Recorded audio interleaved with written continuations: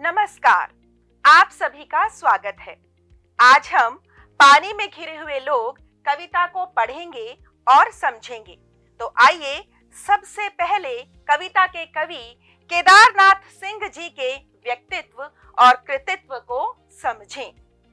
केदारनाथ सिंह जी कहते हैं कि कविता के पांव अतीत में होते हैं और आंखें भविष्य में, यानी कविता वर्तमान को अधिक सतर्क, सजग और सुंदर सार्थक बनाती है। देखिए, मुश्किलों को हटाने के लिए लगातार की गई कोशिशें ही इस दुनिया को बहुत सुंदर बनाती हैं।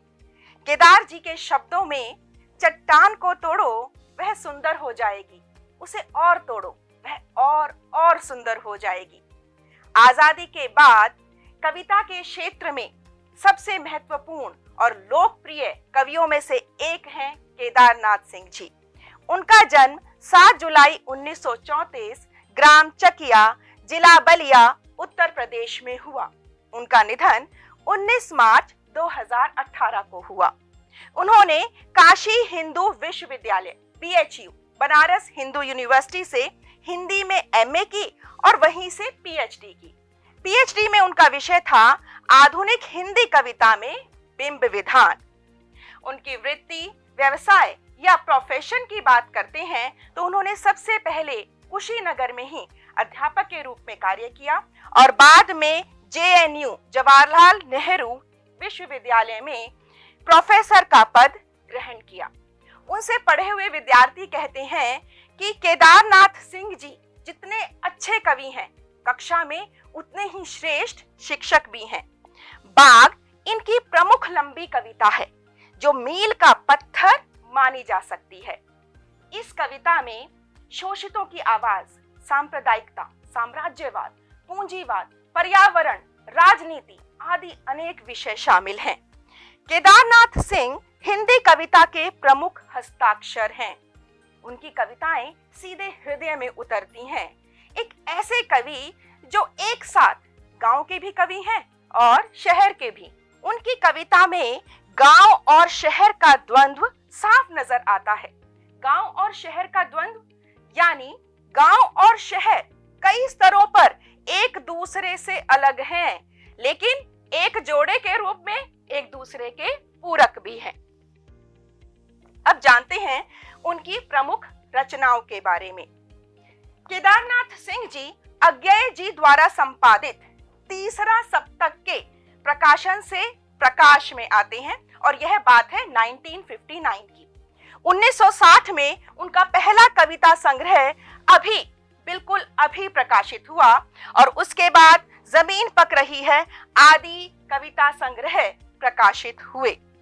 आलोचना के क्षेत्र में भी उन्होंने कई किताबें लिखी हैं, कल्पना और छायावाद आदि, और इसी तरीके से संपादन के क्षेत्र में भी उन्होंने उल्लेखनीय कार्य किया है। उनके द्वारा संपादित कुछ पुस्तकें हैं ताना बाना, समकालीन रूसी कविताएं आदि। देखिए, उनकी रचनाओं में स्थानीयता तो है, लेकिन उसके सरोकार यानी कंसर्न पूरे विश्व से जुड़े हुए हैं।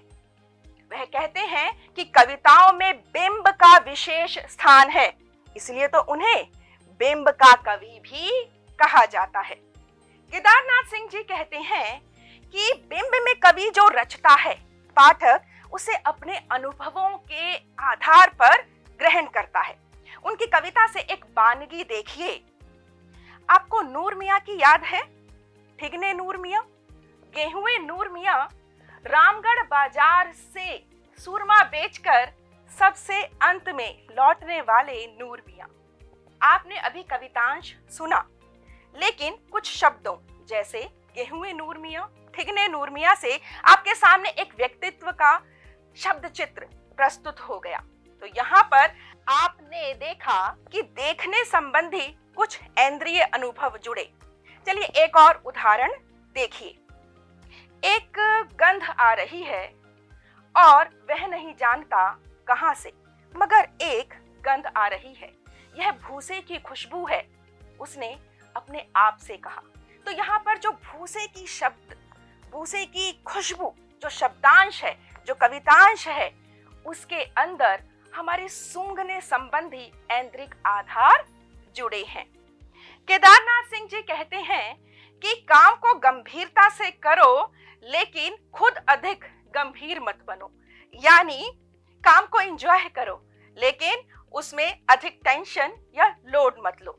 इसी जीवन दर्शन पर चलते हुए उन्हें 2013 में साहित्य के क्षेत्र में दिए जाने वाले सबसे प्रतिष्ठित पुरस्कार ज्ञानपीठ पुरस्कार से सम्मानित किया गया। साहित्य अकादमी पुरस्कार सहित उन्हें अनेक पुरस्कारों से सम्मानित किया जा चुका है। अब इसके बाद हम देखते हैं कि कविता का सार, पानी में घिरे हुए लोग, कविता का सार क्या है। केदारनाथ सिंह जी ने पानी विषय पर बहुत सारी कविताएं लिखी हैं। इसका कारण बताते हुए वह कहते हैं कि मैं पानी के इलाके का रहने वाला हूँ। कई बार मैंने स्कूल जाने के लिए बाढ़ आई नदी को तैर कर पार किया है। उन्होंने बिल्कुल सही कहा, क्योंकि देखिए बिल्कुल सही बात है, जो उनका जन्म क्षेत्र है बलिया जिला, वहां आज भी गंगा और घाघरा नदी में भयानक बाढ़ आती है, जिससे पूरा जीवन अस्त व्यस्त हो जाता है, दुख और पीड़ा का एक परिवेश बन जाता है। यही बातें इस कविता में कही गई हैं। इस कविता में बाढ़ पीड़ितों के वास्तविक चित्र अंकित किए गए हैं, बिल्कुल रियल चित्र हैं ये। प्राकृतिक आपदा से जूझते जनजीवन का यथार्थ कवि ने प्रस्तुत किया है। जनजीवन को ज्यों का त्यों प्रस्तुत किया है। जीवन और मृत्यु से संघर्ष करते बाढ़ पीड़ितों की जिजीविषा यानी जीने की इच्छा इस कविता में व्यक्त की गई है। ये लोग बार बार टूटते हैं उम्मीदों से, कल्पनाओं से, अपनी भौतिक सामान से।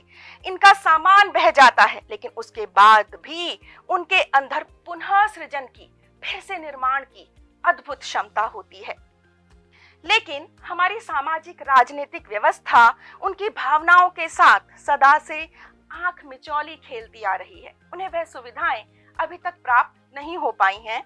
विडंबना यह है कि पीड़ित जन समुदाय चुपचाप सब कुछ सहने के लिए विवश है।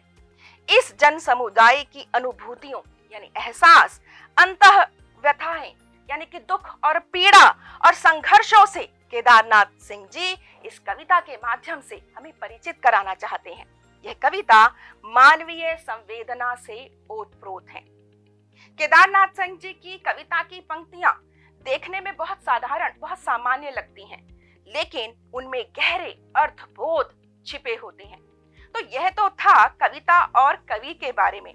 देखते हैं कि आपकी कितनी समझ इस कविता के बारे में बनी है। पानी में घिरे हुए लोग कविता में किन के दुख और समस्याओं का चित्रण हुआ है, सोचिए। केदारनाथ सिंह की प्रमुख लंबी कविता का नाम डैश है, बताइए। तीसरा प्रश्न है, कविता में बाधाओं से जूझते मानव की किस विशेषता का वर्णन हुआ है, इस पर भी विचार कीजिए। इसी के साथ आपके लिए है एक खोज कार्य कि भारत के कितने राज्य अधिकतर बाढ़ से पीड़ित रहते हैं, इन राज्यों में किस किस नदी के कारण बाढ़ आती है, कुछ प्राकृतिक आपदाओं का नाम लिखिए और उनके होने का कारण बताइए। तो इस खोज कार्य के साथ मैं लेती हूं आपसे विदा। धन्यवाद।